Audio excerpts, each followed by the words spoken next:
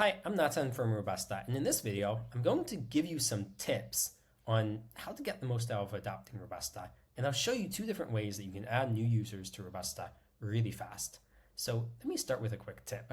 So some of the users who love Robusta most, they tell me that before they started using Robusta, they were a bottleneck in their team. And a lot of engineers and developers would come to them, they would ask them questions, sometimes really trivial questions about Kubernetes and how to troubleshoot problems.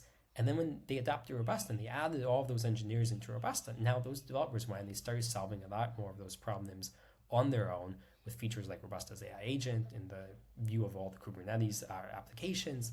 And those developers started solving more problems on their own and becoming less of a burden on those engineers to troubleshoot problems for them.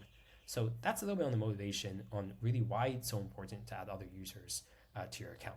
Now, there's two ways to add users. So the first way is in the settings page on users, just go over here and you can put in either one user at a time or a whole list of them separated by spaces and add a whole bunch of new users at once. Now, the other way that you can add new users is to go over to SSO and RBAC and you can set up Azure or Okta so that every user who is part of a specific group in an Okta or an Active Directory will automatically be added to your Robusta account.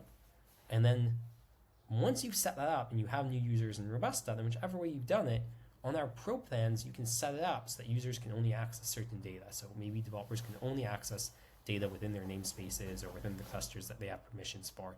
And you can set up some different roles that way. So I hope this is useful for you.